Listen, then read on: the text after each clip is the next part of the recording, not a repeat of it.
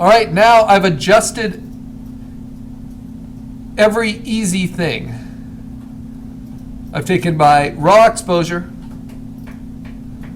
I've adjusted its colors, its values, overall with direct adjustments, and then I went in and I dodged and I burned and I got my specific adjustments. And if I did them too strongly, I could always use opacity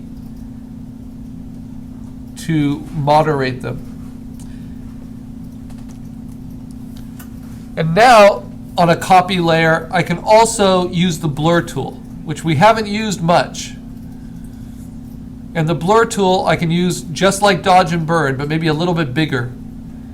And 0% hardness for sure.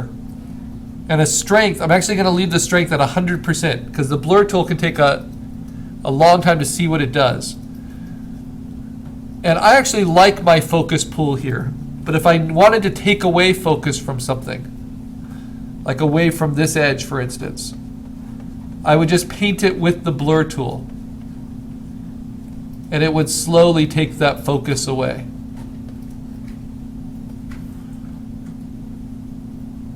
See, it's very subtle. But maybe that gets the eye to focus more where I want it to focus.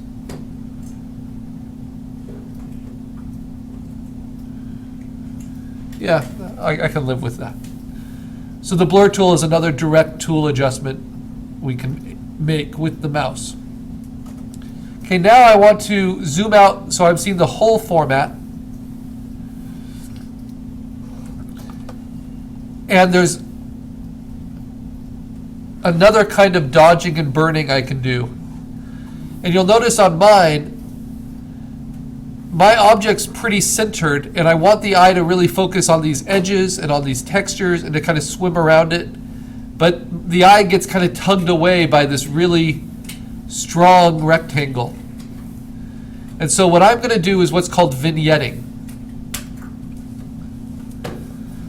And to vignette, I'm going to make a duplicate.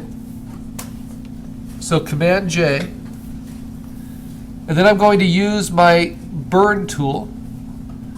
And I'm going to set it on midtones a little bit stronger, maybe like 25%, but really big, much bigger than a pencil eraser.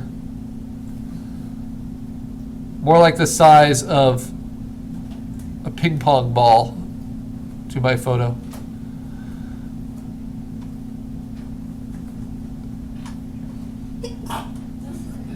So maybe about like this. And I'm actually going to paint on the outside edges of my frame, first with midtones, letting just the edges of my brush go through. And you want to build this really slowly. This is called vignetting. Vignetting is whenever you treat the edges of your photo separately than the center. And you'll see how subtle that is. It just frames the image just a little bit more in almost a subliminal way. Helps you focus more where I want you to focus. And you can even shape your vignetting a little bit. Cut into it. Now the problem with burning, of course, you can see it starting here, is it will start to give you a color saturation.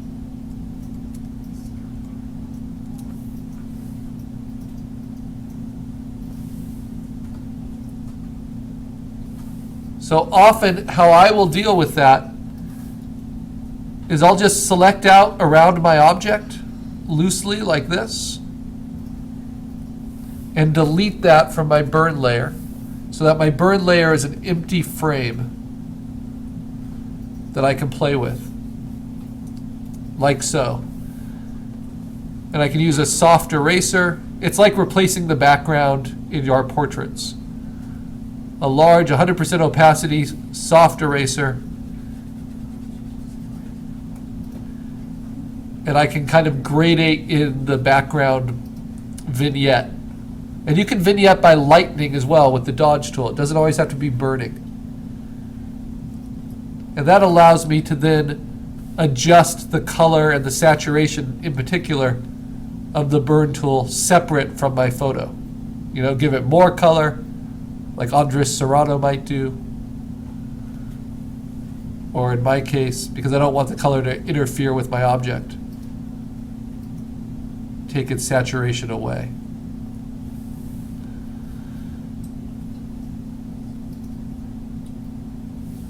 And since we tend to overdo things, I use my layers to kind of blend them in.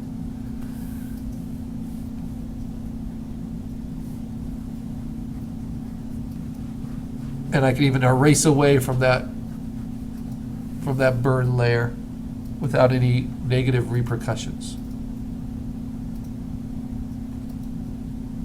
So that is vignetting.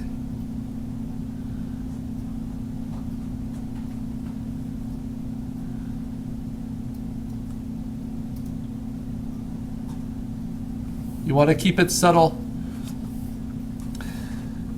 Now I'm going to save it. And now we get to play with some new stuff. Okay? So, under your windows, you have actions. And we introduced this early, but we haven't really used it for a project in any serious way. So all versions of Photoshop come with some default actions. And one of those is vignetting. So let's try vignetting just so you can see how it works. I'm going to go to I'll make a copy of my last layer. I'll turn off my vignette layer. I'll label it so we can see what that is. And not all of your effective object photos should use vignetting, but you should be aware of it as an option. So I'm on a copy now. And now I'm just going to play this. You should view each of these folders as a shelf of VHS videos. And in order to see what's on the shelf, you have to open up the folder. And then to play the VHS video, you click on it until it's blue, and then you press play, just like on a VCR. What you're not allowed to do on a VHS video is open it up and mess with the tape inside. So you don't go beyond just this one step after the folder. Otherwise, you'll mess up the action. But what the action is simply a series of commands within Photoshop that are programmed in. And we're going to learn how to make our own actions eventually. But for now, let's use the one that's given with Photoshop. And it's called vignette selection. So first I have to make a selection. I'm just going to select the whole layer, and then I'm going to press play. And let's see what it did. I'm not really sure what it did, honestly.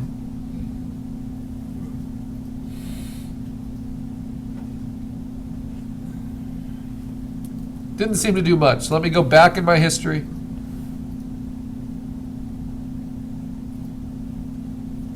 Before all that stuff, right when I changed the name. Okay, so the first thing it did is it made a copy. Then it made a new layer, and then it filled it with white. So it didn't exactly give me a vignette. Let's try it on a raw exposure, because I think maybe the layers confused it. So if I open this up with Photoshop, my point is going to be that I don't like the built-in actions in Photoshop, so we create our own. But here, let's try vignette. And I haven't tried vignette in this new version. Strange. How do you get to vignette? It's under actions. So you get to actions by going to window and clicking on actions, and then you'll find vignette under default actions. So let me see. I believe because it's vignette selections, this is a long walk just to show you how I don't like the built-in actions. Let me try to select the area I want to vignette. So let's say I want it vignetted like this. And then I go to actions, and I click on vignette, and I press play. And then the feather radius, I pick how soft I want it to be. This is like erasing away. So let me say 25 pixels.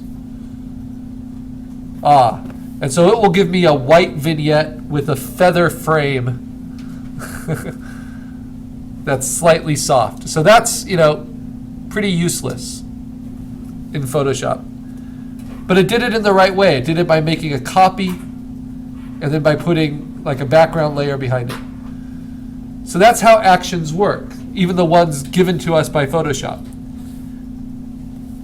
Now the beauty of actions, though, is you can write your own, and you can find them online by photographers that allow you to use them.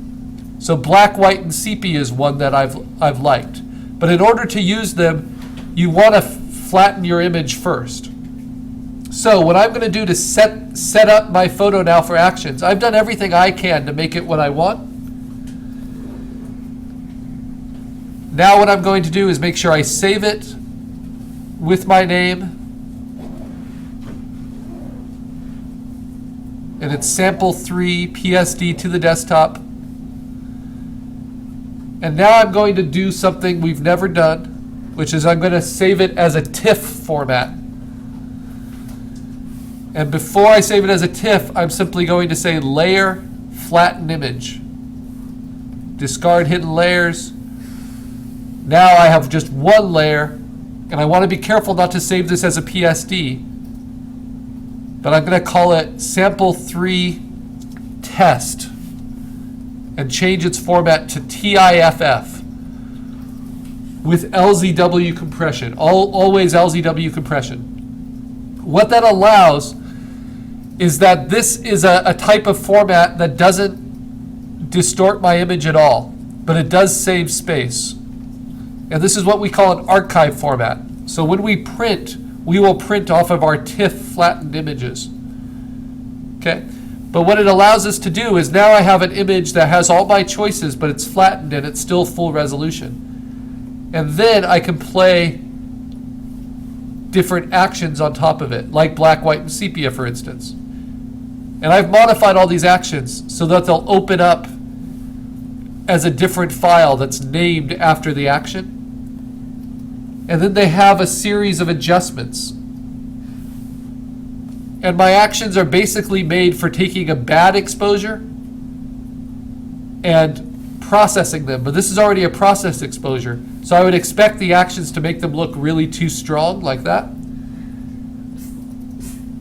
But then I can use these adjustments. And lo and behold, channel mixer is one of those.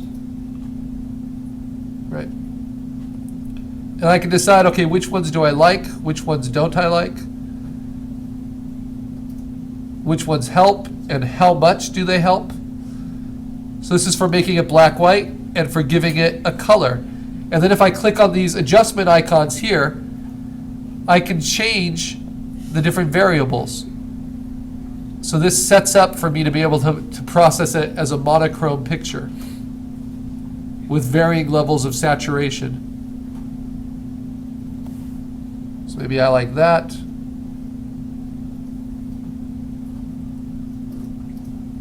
Then I want to adjust the levels a little bit differently.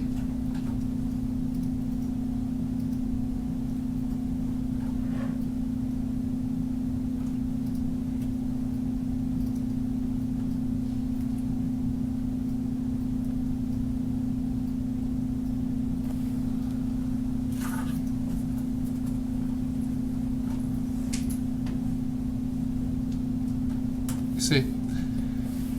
And I can get something that I like. And maybe I think this is the most effective finished way instead of the way that I came up with. But what I love is now what I can do is I can flatten that action. I can go to Layer, Flatten Image. And I've made the selections. I've made this image what I want. And then I'm going to select it all and copy it over. So I say select all, or I can do Command A and then copy it. And then I can paste that, edit paste or Command V, right on top of my original. And then I can use opacity to blend that into my original. And find the best of both worlds to make that photo more exciting. And that's just the black-white sepia action. I'll show you more actions in the next demo.